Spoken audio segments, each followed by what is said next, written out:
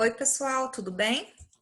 Estamos de volta para mais uma videoaula, dando continuidade ao nosso assunto de biologia celular e hoje trazendo um assunto que eu acho muito interessante, particularmente gosto muito, que é essa introdução à genética, alguns conceitos iniciais. É muito interessante porque quando a gente vai tendo esse conhecimento, responde a várias dúvidas do nosso dia a dia que nos intriga. Então é um universo muito fascinante que eu acredito que vocês vão gostar muito de estudar genética, tá ok? E conhecer aí tudo que está por trás das nossas características que nós herdamos dos pais e das mães. Para dar entendimento, é importante que vocês assistam a aula anterior, que está aqui no canal, que é sobre o núcleo celular, essa última organela que nós estudamos dentro da célula. E, como nós vimos na aula passada, a célula, que é formada lá pela membrana plasmática, tem o citoplasma e lá no meio nós temos um núcleo. Lembrando que o núcleo, ele funciona como uma casinha, um abrigo, o quê? Do nosso material genético, que é o responsável por todas as características que determinadas espécies têm. Dentro desse núcleo, então, que é essa casinha, vamos dizer assim, do nosso material genético, lá dentro tem os cromossomos, que até na aula passada eu brinquei que cromossomos a gente pode fazer uma analogia aí a cromossomos, né?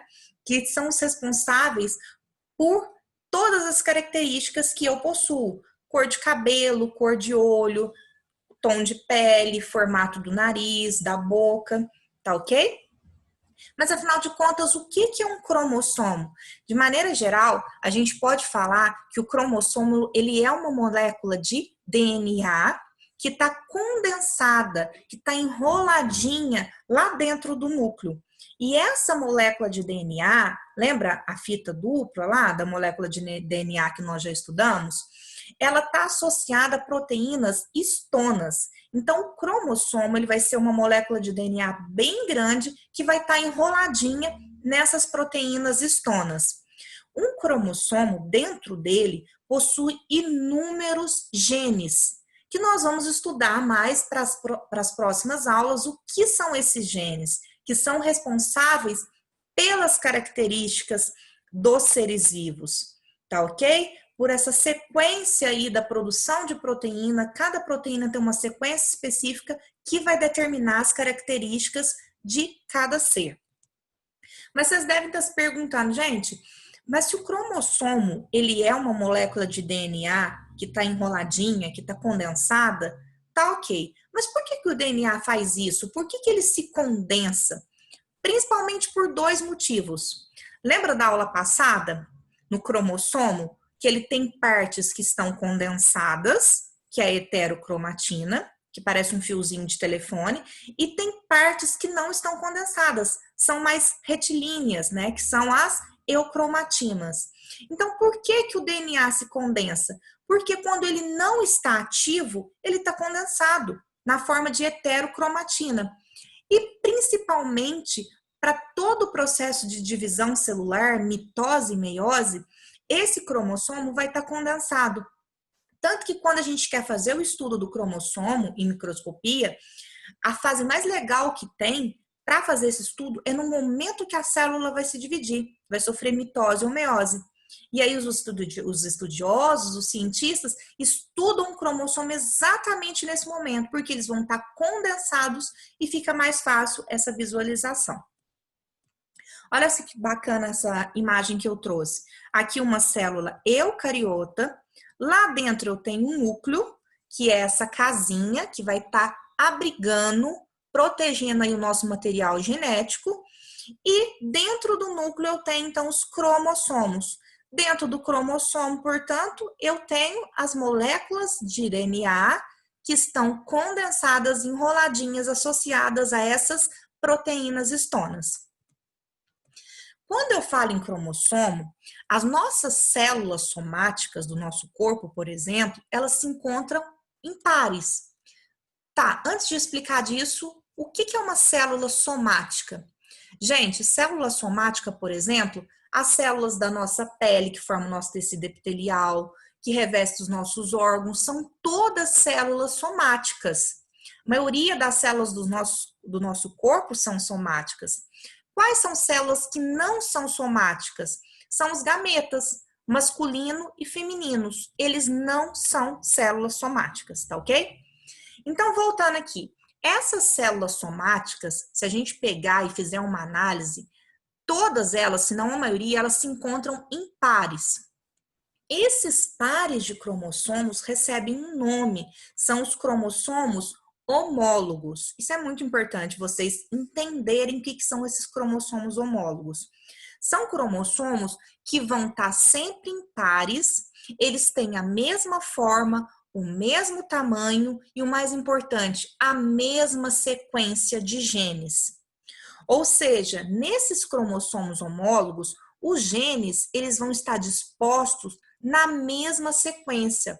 Então, eles vão atuar da mesma forma. O que significa? Eles vão agir sobre a mesma característica, certo?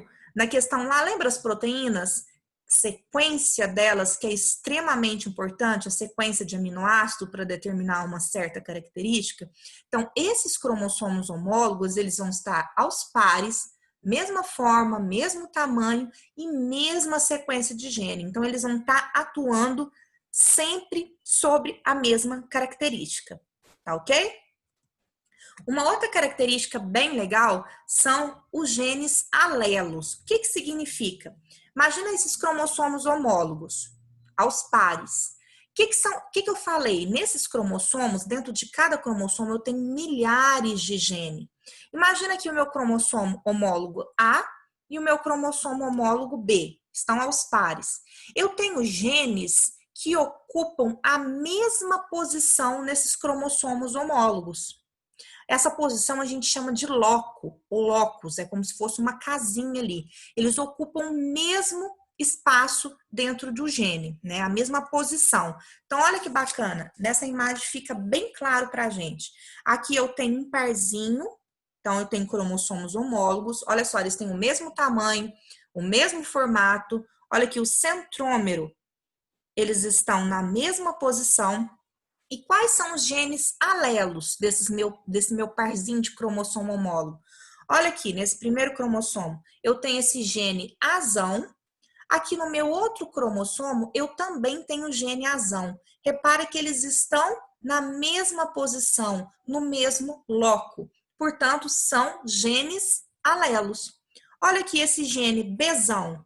Ele está na mesma posição que o gene Bzinho. Portanto, o gene Bzão, Bzinho são gene alelos. Uma coisa bem interessante, que os gene alelos não necessariamente são idênticos.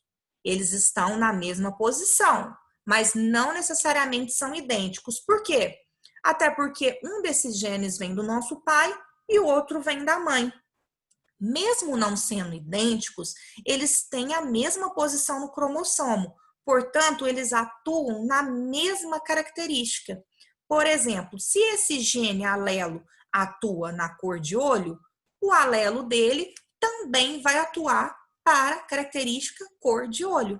Se esse gene alelo atua para cor da pele, aqui o gene Bzinho alelo dele também vai atuar na característica cor da pele. Tá ok? Bom, agora a gente vem num outro conceito, célula haploide e célula diploide. Nós já vimos que as células somáticas, todas elas estão aos pares dentro desses cromossomos, ou seja, são cromossomos homólogos. Bom, agora um outro conceito, o que são células diploides? Todos os organismos que apresentam cromossomos homólogos, ou seja, aos pares, eles são diploides. Por exemplo, a célula do nosso corpo, essas células somáticas, são todas diploides, que são representados por 2N. Significa que esses cromossomos estão aos pares e apresentam por exemplo, o organismo humano, nós temos 46 cromossomos de ploides, tá ok? Eles estão aos pares homólogos. Já uma célula haploide, que é representada por N, ela não possui pares de cromossomos. Esses cromossomos estão sozinhos. Eles não têm outro representante, como nas diploides. Os gametas, por exemplo, tanto o gameta masculino, espermatozoide, quanto o gameta feminino, o óvulo. Eles estão sozinhos, os cromossomos, não estão aos pares. Isso são células haploides, representada pela letrinha N. Olha que fica bem claro nessa imagem que eu trouxe. Aqui do lado esquerdo, células haploides e do direito diploide. Repara que as células haploides, olha só, eu tenho N igual a 3. Significa que eu tenho 3 cromossomos. Eles estão aos pares? Não. Eles estão sozinhos. Olha, eu tenho um cromossomo rosa, um cromossomo roxo e um cromossomo amarelo. Eles estão sozinhos, portanto, são haploides. Aqui em células diploides, eu tenho 2N igual a 6. Quantos cromossomos eu tenho aqui? 6. Só que com a diferença é que eu tenho 3 pares, ó. Olha só, rosa com rosa, roxo com roxo, amarelo com amarelo. Então, aqui eu batendo o olho, eu consigo identificar. Opa, esse primeiro organismo aqui é um organismo haploide, provavelmente um gameta, com N igual a 3. E o outro organismo é o organismo diploide, 2N igual a 6. Aqui um exemplo de uma célula haploide. Então, eu tenho um cromossomo N, tá sozinho, repare que ele não está aos pares. O espermatozoide. O espermatozoide, olha aqui dentro da cabecinha dele. Eu tenho 23 cromossomos no espermatozoide, um total de 23. Todos eles, ó, sozinhos, sem pares. Então, são células haploide, N igual a 23. Aqui, na outra célula de gameta que eu tenho, gameta feminino, um óvulo, eu também tenho 23 cromossomos nessa minha célula haploide. Então, N igual a 23.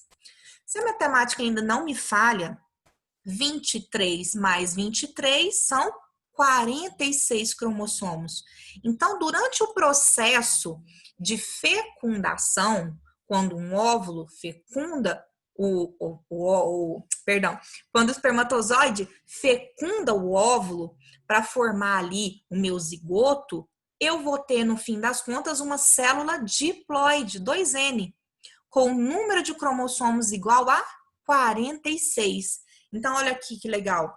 Uma célula eucariota, o ser humano, tem 46 cromossomos.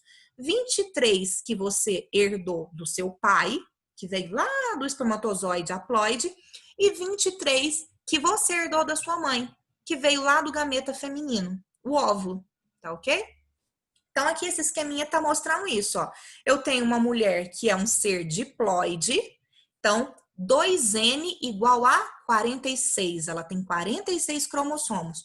E um homem também 2N igual a 46.